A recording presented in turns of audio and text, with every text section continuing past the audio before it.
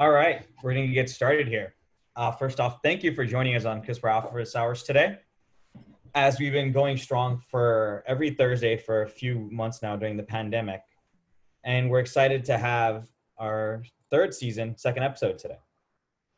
So the goal of CRISPR Office Hours was to have a place where the scientific community could get together, have conversations, and interact with one another, how to navigate the pandemic, tackle the challenges, and make sure we get out of this together. And as we've been doing this, we've had some great speakers. We've had a lot of interactions back and forth during office hours with attendees and the panelists, and we want to make sure to continue that. So a few housekeeping things. This session is being recorded. We ask that everyone mute themselves. And if they have questions, please use the chat. As I stated, we want to make it as interactive as possible. And all CRISPR Office Hour sessions are recorded and posted on YouTube after. Our YouTube URL is youtube.com/Synthego. So you can see previous office hour guests in the previous seasons. So I highly recommend checking that out. And again, we want to make it as interactive as possible. Our panelists here today are here to answer your questions, share the knowledge, work through this as a community. So with that, I want to introduce myself. My name is Aditya Vempati. I'm the VP of Marketing at Synthego. And as always, my amazing co-host, Kevin Holden. Hi, everyone. Hi, Aditya, and welcome to another exciting episode of CRISPR Office Hours. I'm your co-host, Kevin Holden, Head of Science at Synthego. The title for Office Hours this week is Safely Maintaining Effective Biotech Operations and Research During COVID-19. And I'd also like to welcome back, by popular demand, Jared Carlson-Stevermer, Lead Research Scientist at Synthego, who some of our longtime viewers may remember from his appearances on Season 1, Episode 2, and last week. Hey, Jared. Hey, guys. Thanks for having me on again. I feel like I'm in a recurring guest role now. All right. So our mantra over the past few months has been to keep calm and carry on. And our version of it here at Synthego is to keep calm and CRISPR on. So please stick around until the end of today's episode, where we'll tell you how to get a special edition Keep Calm and CRISPR On t-shirts. Our producer, Bobby, tells me that shipments of these t-shirts should be going out pretty soon. So without further ado, really excited to introduce our panelists today. Kevin, Jared, and myself are excited to chat with Jake Johnson, Synthego's VP of Operations, and Antinea Chair, Synthego's Senior Director of Operations. Jake and Antinea, great to have you guys here. Hey, thanks for having us, Aditya. So as always, we like to start off and make sure that everyone is ready to go, have a little poll question. And every week we try to talk through how the various symptoms of the pandemic creep into our lives. And a little bit of that showed up in our poll question today, in which my co-host Kevin was going through an emo phase where he decided that enough was enough, and he cut his hair to turn into Zoolander's blue steel look. So yeah, thank goodness for that, but maybe I'm going to bring it back. I mean, you can always go into modeling, Kevin. And with that, we want to ask a question real quick about one of our panelists. Should Synthego's VP of Operations, Jake Johnson, cut his hair? And please go ahead and use the chat. 1, yes, immediately. 2, yes, but it isn't urgent. 3, let the lettuce flow. 4, keep going for the man bun. So I'm going to go and ask Kevin and Jared first before we ask Antinea, and then finally Jake here. What do you think, Kevin? I kind of like it. I think it suits him, and I should just keep it going, baby. I like it. What do you think, Jared? I'm with Kevin. Got that hockey background growing up in the Midwest. You got to let that lettuce flow. Antinea? I agree. I think pretty soon he's going to need a hairband to get into the lab. All right, so for myself, I think you should keep going for that man bun. And a lot of folks surprisingly are saying, no, let the lettuce flow. There's a surprising amount. Jake, I think if we're going to have you on here again, you can't cut your hair. That's what the audience is telling us. That is the opposite of what I expected. It's been tough. I actually, let's see, when was it? It was in April. was already starting to get long. I tried to cut it myself, and you could tell I was right-handed because there was a big diagonal cut across the back of my head. From that point on, I just had to let it keep going, and typically I have a hat on now. Hey, whatever we need to do, right? So with that, we're going to kick it off here. All right, great. So let's get started with the discussion today. And I just wanted to thank our guests again for coming on today. So Jake, Antinea, before we get started, can you both tell us briefly what you actually do at Synthego? Yeah, thanks, Kevin. Hello, everybody. Jake Johnson. I'm our Vice President of Operations. I'm responsible for our CRISPR evolution and our engineered cells operations, our supply chain organization, operational engineering, and our company's safety program. At a high level, I work really closely with the various functions across the business to ensure that we have the capacity and the technology to safely and effectively serve our customers' needs while rapidly scaling our operations. Thanks, Jake. Good morning, everybody, or good afternoon. My name is Antinea Chair. I am the Senior Director of Operations for Engineered Cells. I've been at Synthego for about 1.5 years now, and our team is responsible for delivering the edit of your choice in a cryo vial within a few weeks, whether it be a knock-in or a knockout. And we're happy to be here today.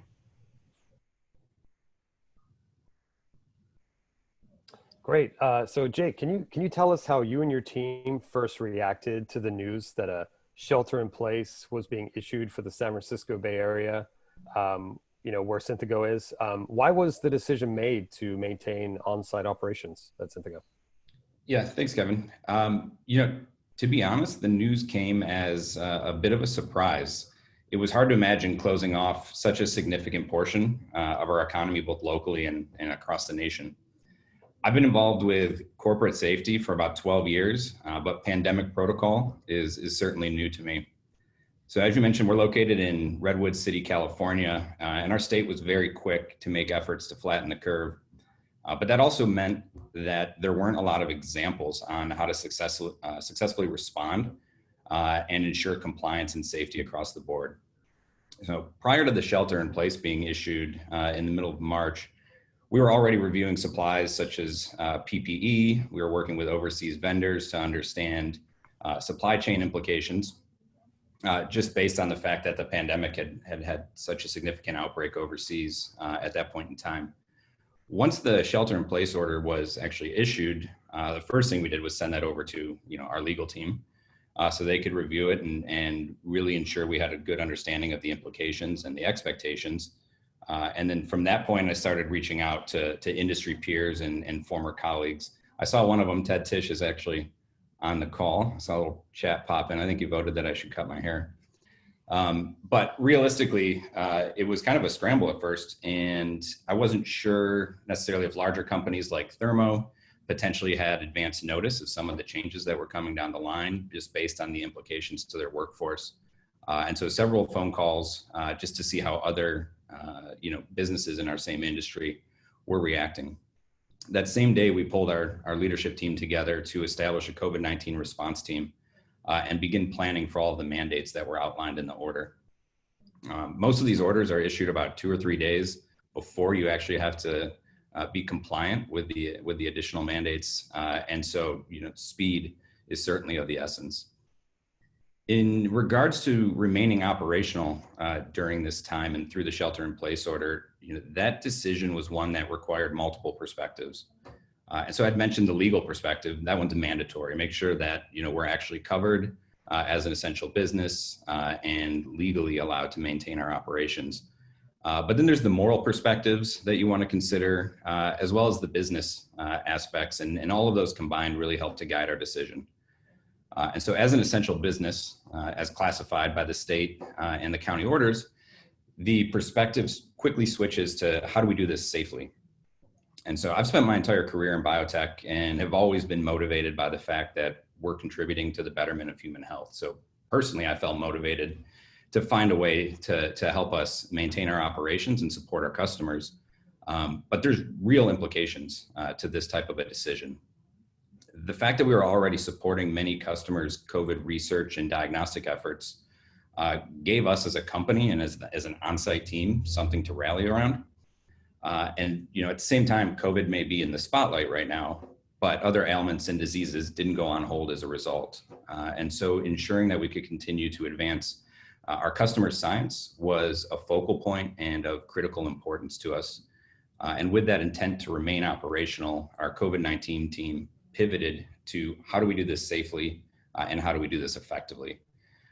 Fortunately, much of the infrastructure that we've built out throughout our operations really enable a nice mix of on-site and remote work, and many of the traditional activities that one would have to be on site and in the lab to perform are able to be queued up at times even remotely or managed from home. And so we have a pretty unique operational environment that helped us to support a distributed workforce, roll out new shifts, and ensure that employee safety remained our #1 priority. Yes, it's a really good point, especially about continuing other important research work during this time. Obviously, COVID-19 is not the only disease in the world.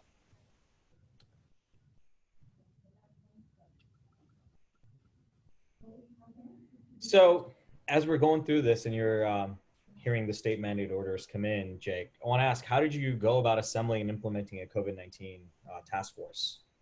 Yeah, so as I mentioned, the day the shelter in place was ordered, it became very evident that we needed to really formalize our response and our approach to this. We have an extensive on-site safety program. I think close to 20% of our employee population is involved in one way or another, whether it's part of the safety committee or on an emergency response team or a lab lead. And we had previously been managing, implementing various measures and ensuring access to PPE and sanitizer, et cetera, in advance of the shelter in place order. But once that was formalized, the level of urgency, commitment, and dedicated, focused resources became critical. So I mentioned we pulled together our leadership team and we built out our COVID-19 response team with human resources and operational representation. And the reason for taking a cross-functional approach was to ensure that we had an equal focus on employee well-being and psychological safety, as well as the tactical aspects of building out the infrastructure for compliance with constantly evolving government mandates, really critical to protecting our on-site employees. So our team was focused on ensuring that we're well informed. We set up daily meetings. We still meet every day at 6 p.m., 7 days a week. And then we have a weekly report out to our leadership team to ensure that they're well informed of any changes that have recently taken effect or those that we've gotten wind of coming down the pipeline. And it's also an opportunity for us to make our recommendations around new employee benefits, new protocols we need to put in place, and to discuss some of the significant investments that we may need to make in order to ensure that we're able to maintain our on-site operations in the safest manner possible. Speed is of the essence in this case. So the SIPs, or the shelter-in-place orders, typically only provide a couple of days to implement new measures. And so, although we run a 24/7 operation, it's not every day that Antinea and myself and others as part of the COVID-19 response team, are here at midnight or 1 a.m. putting out sanitizers and building out temperature check stations. But so it was really important that we remained committed to acting quickly and with a bias for action. And yeah, so I think one of the things you mentioned there, bias for action and incorporating employee feedback, that sounds like it was really critical to making sure you guys were continuously changing and modifying as needed, huh? Yeah, absolutely. So, undoubtedly, these are extremely trying times. And so maintaining frequent communication with the entire employee base and having transparency around the decisions that we were making is definitely cornerstone aspect of our response team. Physical safety is just as important as psychological safety. So ensuring that everyone's informed and that we as leaders are over communicating is something that we really emphasized. And so, there's the basic of, ensuring compliance to the shelter-in-place mandate and ensuring we've covered all of our bases across campus. We've provided the right environment for our teams, but ensuring that they're engaged and they feel safe is a completely, other aspect that generally isn't, the primary consideration of building out a safety program or putting these measures and protocols in place. And so we sent out anonymous surveys to the entire company almost on a weekly basis to solicit feedback and suggestions on how to improve. And so we have a pretty good idea around what we need to put in place, how the company works, where there might be gaps in some of our measures based on the physical proximity of sites, so we can have a constant plan of continuously improving. But realistically, leveraging the feedback of the team to help really guide and establish the directionality of the programs that we're going to put into place was really important. And it would range from things like our initial temperature and symptom screening was done on pen and paper. And we got an anonymous survey result that said, hey, we should be doing this electronic so we can wipe down the screen immediately right after. And so even those types of suggestions, we found extremely valuable. And I think they also lend, an additional amount of credibility to the purpose and the commitment of the company and of our leadership team to ensuring employee well-being. Oh yeah, definitely And makes so, sense. yeah, it's really a whole suite of different protocols and things that we've deployed from, like I mentioned, taking temperatures upon entry, verifying you haven't had exposure to somebody who's tested positive. But it even goes down to little things that you might not consider immediately, like how do we revamp providing employees with meals? How do we change and adapt our shuttle schedule and ensure that the shuttle is properly disinfected between trips? Down to fully staffing up our janitorial team so that we move from kind of a standard janitorial coverage to 24 hours.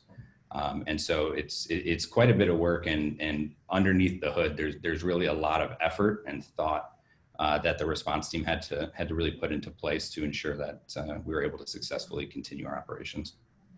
So obviously, all of this hard work, it really requires the dedication of all of the on-site employees. And here we just really wanted to recognize all of the employees who are working on-site at Synthego right now. And obviously, their operations wouldn't be possible without their dedication. Antinea, can you talk a little bit about what it means to work with like an amazing group of people, why it's important that their safety remains your top priority? Yeah, absolutely. Thanks, Kevin. Frankly, the best part of my job has always been the team. It really inspires me every day to work alongside such a bright and dedicated and hardworking group of people. We've grown to be a pretty tightly knit family, and really nothing else matters but making sure that every single person is able to go home safely to his or her own family. And it's important to remember that really the safety of our employees on site extends to their families. And so everything they're exposed to here at Synthego will propagate to their families. And so that's why it's of utmost importance to us. Great. And then do you want to tell us how you've been able to guarantee employee safety? If you can go back to that last slide, please. Thanks. There you go. Yeah, sure. Thanks, Kevin. The first thing I wanted to highlight was really how diverse of an organization Synthego is. We have a pretty strong global presence. So we're here in Menlo Park and Redwood City, but we're also global. We have associates that are on site as well as remote.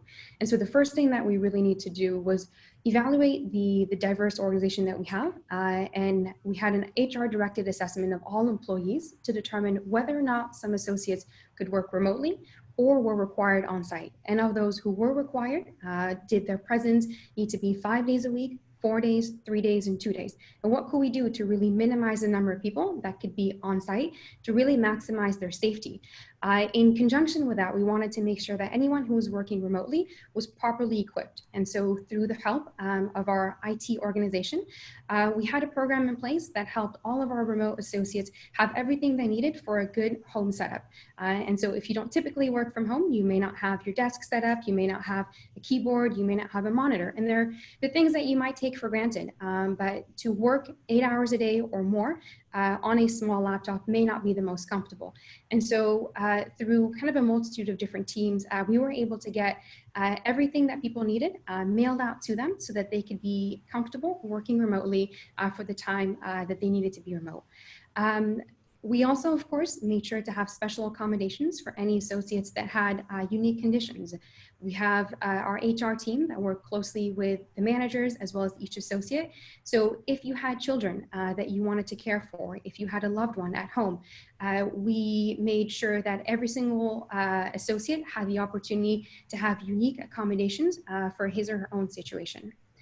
The next thing that we did was really to deploy enhanced policies for the on-site associates that were here, either partially or fully on-site. The situation was quickly evolving, and we very much learned quickly that we had to adapt. Schools, daycare centers, all were starting to close, and the shelter-in-place orders became pretty prevalent across the nation. And so what we did was roll out the enhanced emergency paid medical leave, family, as well as sick leave.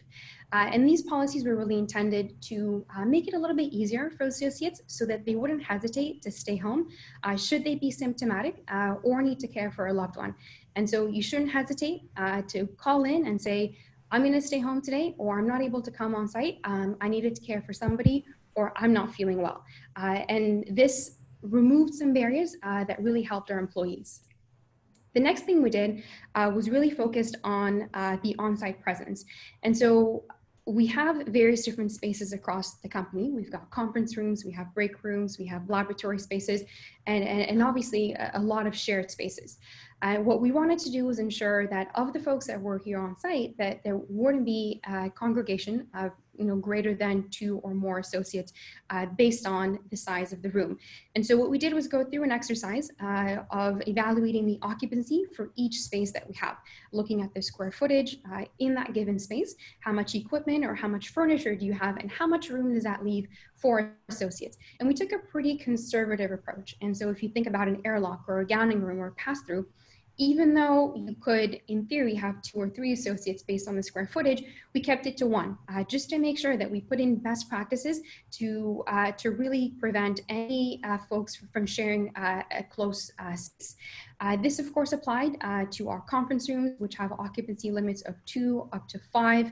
And of course, the kitchen, we also wanted to make sure that we minimize the amount of traffic, as even things like staggering the time at which people picked up their food became critically important. If everyone comes on site at 12 o'clock to pick up the food, then you therefore exceeding the occupancy limits. So a lot of back and forth was required here.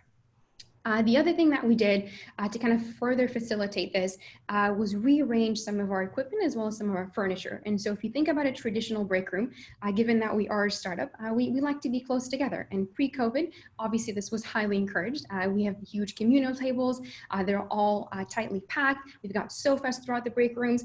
But what we wanted to do was ensure that we had adequate space between associates. And so we removed a lot of the chairs, the tables, and even the conference rooms where the occupancy was set to say 2 associates, only 2 chairs are available. It doesn't hurt to just have the 2 chairs in there, and helps as really a physical reminder for anybody on site. For all of the lab associates, we also wanted to make sure that if you are using, say, a hood or using a liquid handler, you wouldn't be in close proximity to another associate. As everybody in this call will know, as you're working throughout the day, you're frequently moving around, right? You're picking up something from the -20, now you're going to your hood, you're going to a bench. To limit the number of people that we had in the lab at any one time, in addition to ensuring that we were able to accommodate the occupancy limits that we established, we further stagger the shifts. And so we've already got a day shift, a swing shift, a night shift, as Jake mentioned, with our 24-hour operation. But we highly encourage folks to further structure their day such that either the morning or the afternoon or half of their shift was spent directly inside of the lab, whereas the other half was spent either in the office or working from home. And the benefits here were really kind of a good way to challenge ourselves to better improve our planning as well as our scheduling and our communication within the team. And one more thing I wanted to highlight that we put in place for our on-site employees was a symptom verification log. Now, early on, as the pandemic progressed, we wanted to make sure that we had mechanism for the associates to check their temperature, as well as to ensure that they have not come into contact with anyone that was symptomatic, or that they themselves have been displayed symptoms associated with COVID-19. And so what started out as a binder with a lot of sheets, verification, we have our IPA, our sanitizer, quickly changed and evolved into an iPad whereby you're able to walk in, you're able to sanitize everything, check your temperature, confirm that it is within specifications, sign off that you are not exhibiting any symptoms, and don your mask, and then you're able to enter to perform your work that given day. There's some pretty nice aspects to that story that touch a little bit deeper on new skill sets developed during a pandemic. And so to deploy this quickly, we were actually able to do a couple of unique things. So one thing I've learned quickly, like by reaching out to our networks, is that everybody wants to help. And so our current software used for checking in visitors, for entering the company, printing out a temporary badge, we reached out to them and told them what we were trying to accomplish. And they actually spun up another iteration of software for us to enable our employees to check in. And highly discounted the licenses, so it was something that we could actually deploy really quickly. So with the software piece handled, we needed the hardware and get that into place. And so we have an on-site machine shop here. We like to rapidly prototype and iterate on new parts and hardware we're designing. And so that was actually an opportunity for us to teach Antinea how to weld. And so if you do come on site, when you check in on the iPad and you look at the actual stands holding it all together, those were welded personally by Antinea. You're Nice still up. Nice job, Antinea. I was going to say, today I learned, I had no idea. They just appeared one day. So Antinea, and I think I saw some of this question coming through chat as well.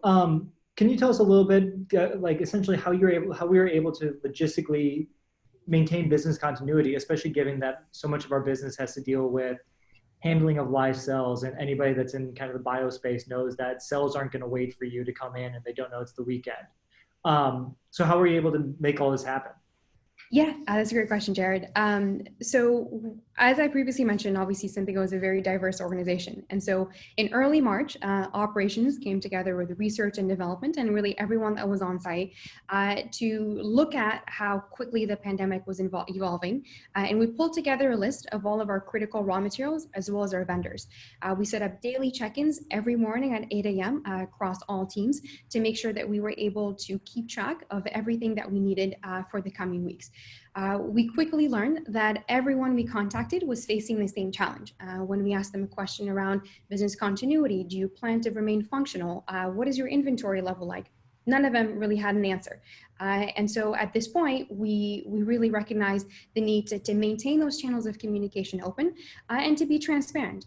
We were honest with them about the work that we were doing. They understood the criticality of the work that we were supporting directly. And so in lieu of having hard answers, we really just had this partnership that we built with all of our vendors from the moment this pandemic really started. Things like lab cleaning, office cleaning, critical services that you sometimes can take for granted also were obviously impacted. And so we partnered with them very early on, not only to make sure that they would be able to sustain the services they provided back in early March for us, but really to increase the frequency. We upgraded our cleaning agents, and as Jake previously mentioned, we increased the cadence for our cleaning on site to make sure that all of the shared spaces were cleaned more frequently now that we had less staff on hand, but wanted to make sure that that was adequately performed. With regards to employee benefits, one of the perks that we have here at Synthego is a lot of food. And so we've got daily lunches, we have dinners, tons and tons of snacks. And those, again, are things that you can take for granted.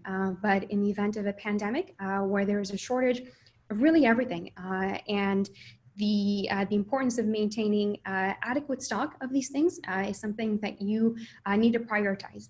We are really blessed to have a rockstar office manager, Diane, who was very quick to respond. Our standard vendor, who typically drops off lunches for us every day, made a decision early on that they wouldn't continue operations. And so she worked very closely with a number of different partners to make sure that every day we had lunches for everyone who was here day shift, swing shift, and night shift. Things like our groceries. I think everyone probably faced the same challenge here.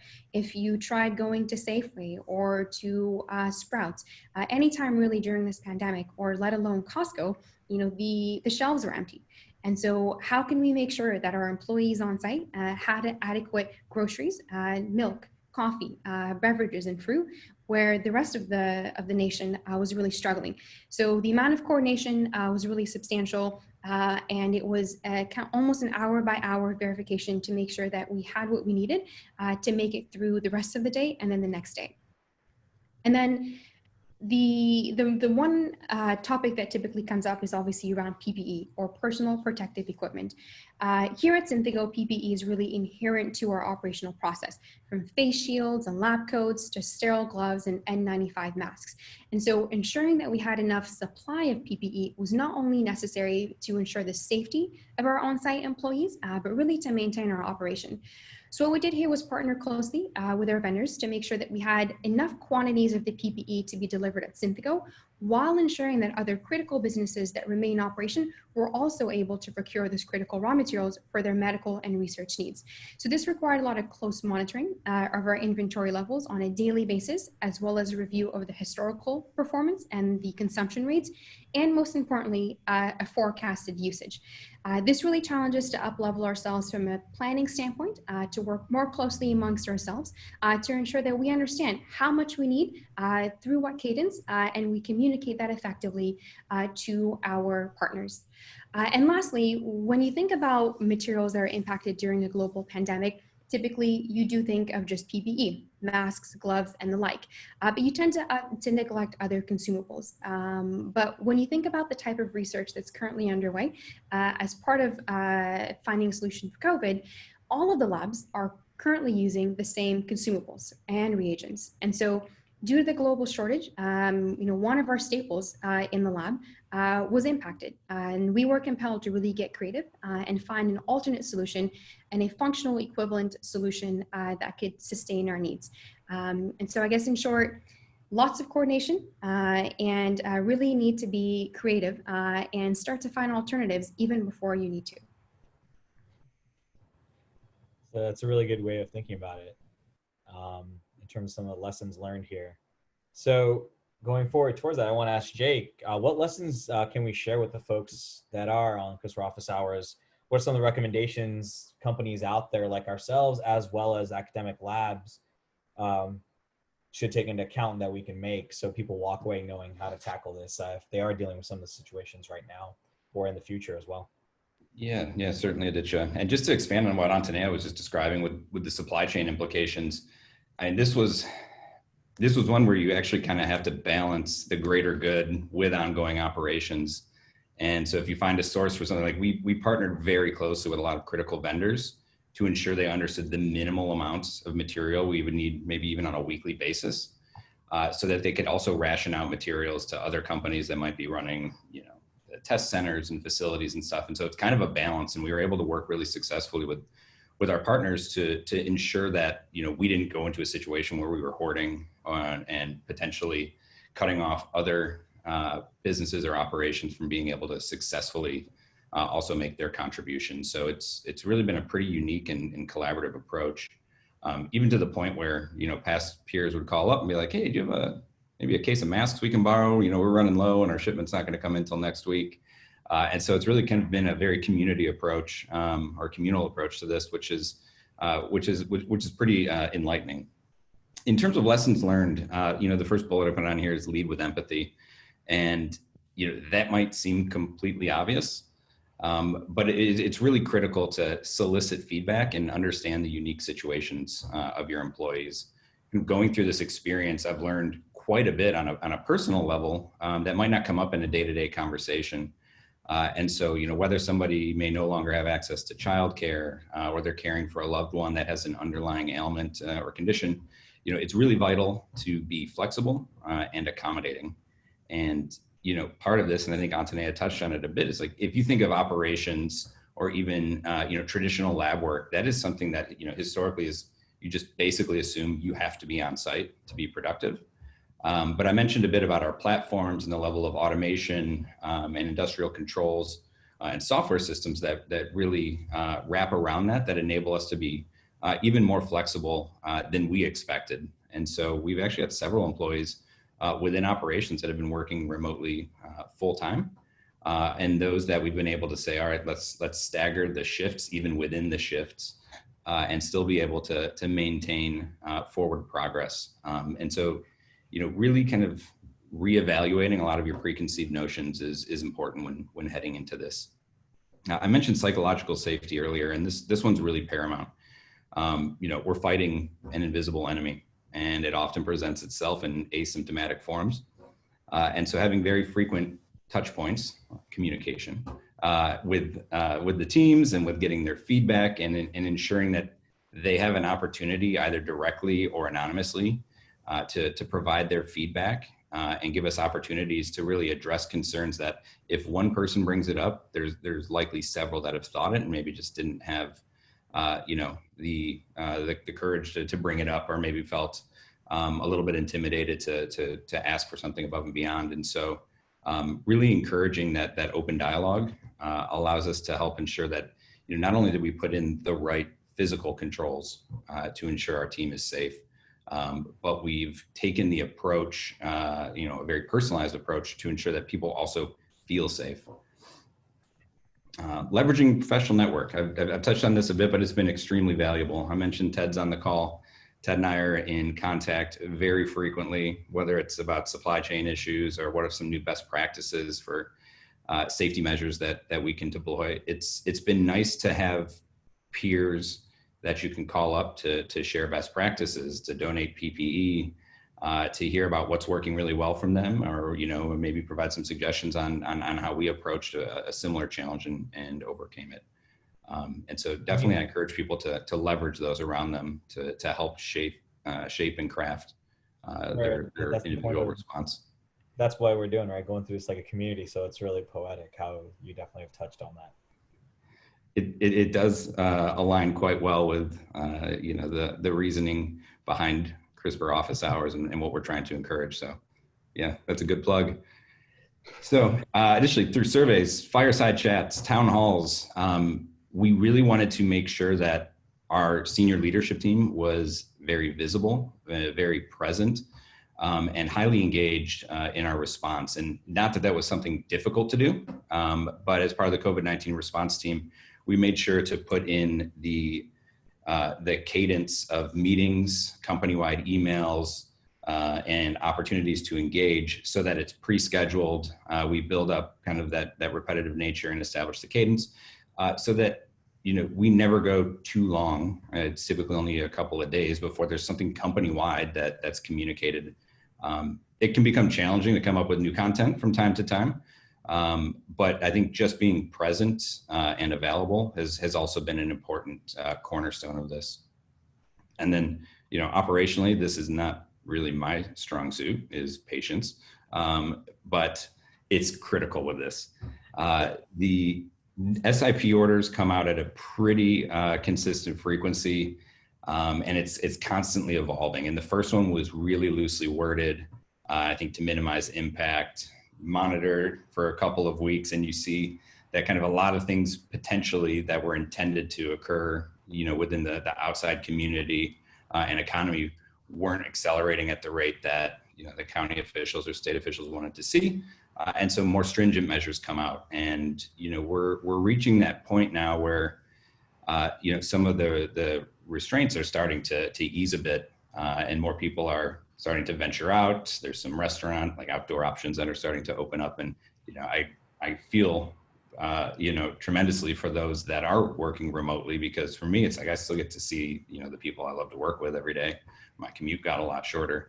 But having that human interaction, I can understand why a lot of people would be craving it, but it's still going to be really critical that we keep in mind that, this fight against COVID-19 isn't over.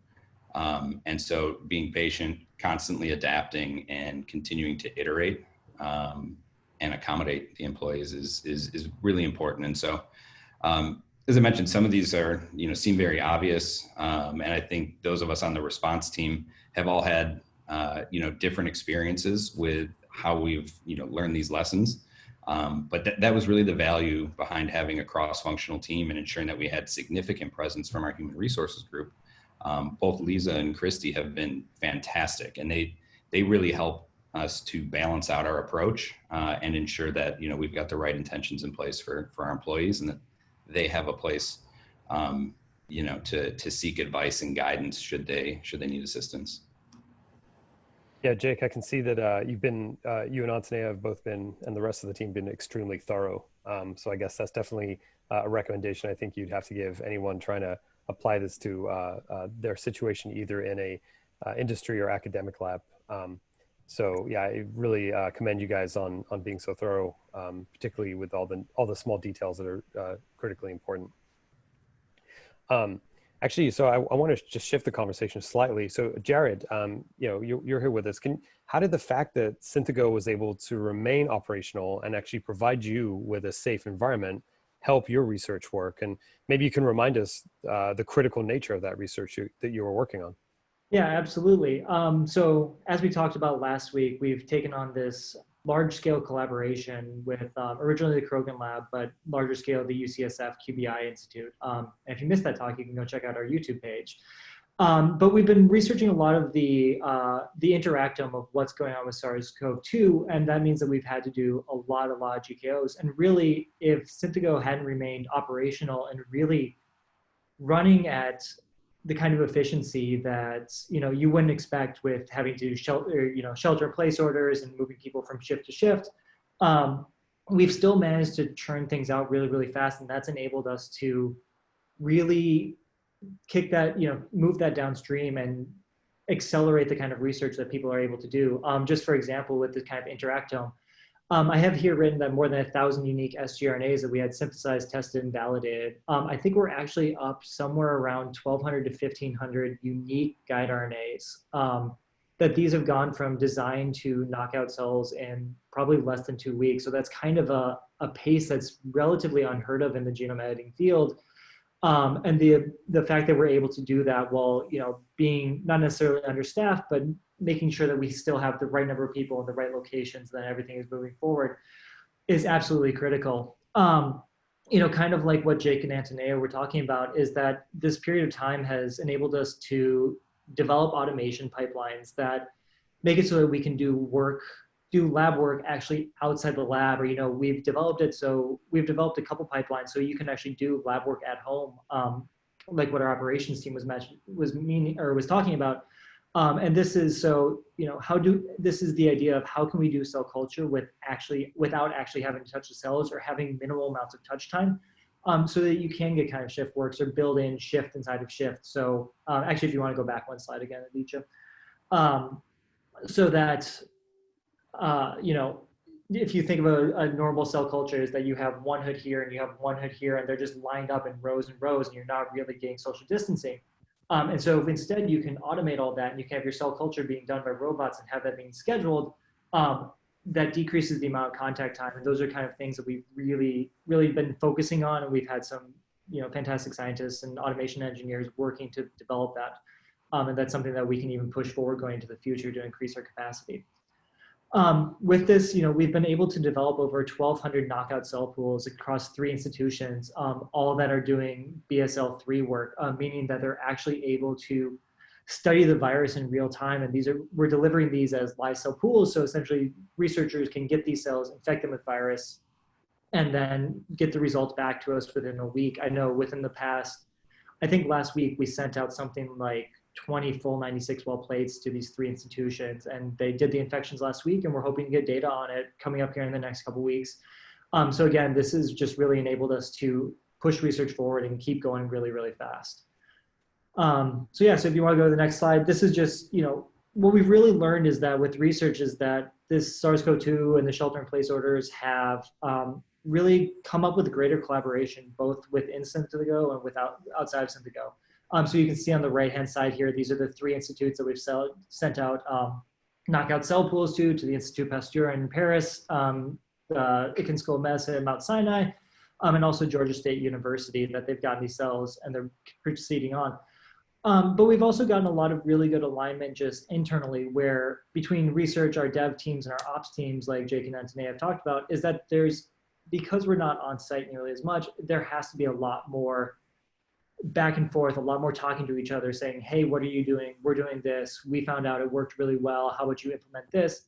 And I think it's really worked to increase consistency from group to group. And it's really enabled us to just build pipelines that go through the entire company and make sure that everybody's on the same page at all times and really increase the amount of communication, even though it's only over Slack or only over Zoom or, 5-minute meetings from 10 feet apart, which has been really fantastic to see. We've also started to, and this touches a little bit on the automation side that I've been talking about, but considerations about what's really necessary to be done in lab and what's necessary to be done, or what's possible to be done remotely. I've been a bench scientist for a long time now, and it's always been, okay, if you're taking care of cells, you are going to have to be there every single day. If it's Saturday, if it's Sunday, it doesn't really matter because the cells don't wait for you. And this is, the idea of you can only be on site a couple of days really makes you sit down, think about what you can do in this amount of time, have a plan, do it. But then also the time that you can be done remotely is, we focus a lot more on what can we do on the analysis side. There's always data that piles up. There's lots and lots of data that you never have time to analyze because it's on to the next experiment. And this has forced us to really rethink about, how do we get the most information that we can out of this experiment? How do we analyze that to a point where we have all the information that we can from that, and how do we close the loop so that actually informs what we're going to do next? And so it's really given us a lot of good guidelines about how to move forward in the future. Great. With that, we want to ask an audience question. We had a question from Jen Chambers. With regard to questionnaires and temperature check stations, how did you balance those with the HIPAA protections? And that's probably Jake or Antinea. Yeah, that's a great question. We're currently in the process of finalizing our return to work protocols and the phased approach that we're going to take to bringing current remote employees back on site, and we'll be complementing that with on-site diagnostic testing. And so that is certainly a place where we have partnered clearly with providers that are very well experienced in HIPAA compliance and develop personalized portals for each employee. And so that's a much more strictly controlled approach. In terms of what we have deployed today around temperature checks and a verification or certification that you have not been experiencing certain symptoms or come into contact with somebody who is tested positive for COVID, we're not logging personal information such as the actual temperature of the employee and trending that or using that to make decisions.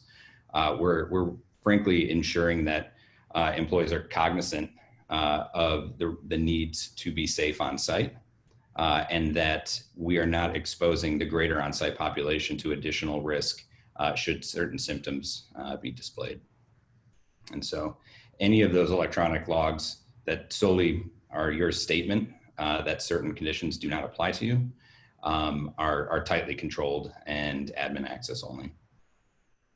Okay, great. So we have a question that was sent in earlier. Are SARS-CoV-2 spike proteins a primary therapeutic target? From Armando of Sutro Bio. Yeah, I think I can probably take this one. SARS-CoV-2 spike has definitely been something that has generated a lot of interest in the field just because of how it actually infects cells, and being able to stop infections might be the best part.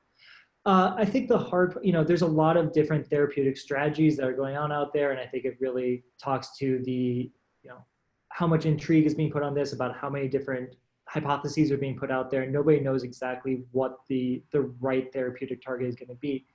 To me, it seems likely that it's actually going to be more relevant to try to target, drugs that we have in phase 3 or clinically approved drugs, because trying to target viral proteins with the specific therapeutic puts them under a lot of mutational pressure, and that might actually cause you to have SARS-CoV-3 or mutate away from what that therapeutic actually is. Whereas if you actually target, parts of the human genome or parts of human cells that interact with the SARS-CoV-2 through a blocker, or you think of like an ACE2 blocker or docking site or anything else like that, you might actually have less mutational pressure and therefore actually have a longer lasting therapeutic. So I think SARS-CoV-2, the spike proteins are definitely a very interesting part of the virus itself, but the way through therapeutics in the future might weigh more towards how do we come up with human responsive drugs. Okay, great. So another question, what are some of the recent updates on COVID-19 research using CRISPR, from Christina at SciPed? Definitely, yeah. That's a great question. It's really broad. And in the interest of time, I think we'll just, maybe we can just direct you to our coronavirus website, where we're actually posting a lot of the really interesting and unique research papers that are coming out. So if you check out our website, we've got a great little portion there that Bobby puts together where we actually list out some of the new cutting edge research that's going on with the COVID-19. So I definitely check that out. But we can talk a little more offline if you like. And then looks like maybe Antinea, can you chime in and tell us what you think, and Jake as well, what biotech companies could learn to better prepare for the next pandemic? Sure. Do you want to go first, Antinea, or would you like me to jump in? You can jump in. Okay. So, well, I've got a lot of opinions on how the government could be better prepared for the next pandemic, but I do think that in general, many biotechs are pretty aptly positioned to deal with these types of situations. Supply chain implications such as limited access to PPE or critical reagents certainly is a challenge, but having a robust supply chain organization can help to eliminate those pressures. But I kind of just think back to like the old Boy Scout adage of be prepared. No one function can produce a very comprehensive approach to navigating these challenges, which is why we had a very cross-functional COVID-19 response team. But there are some cornerstones that are highly recommended, and depending on what type of regulated industries that you operate in some cases are actually mandated, such as having business continuity plans.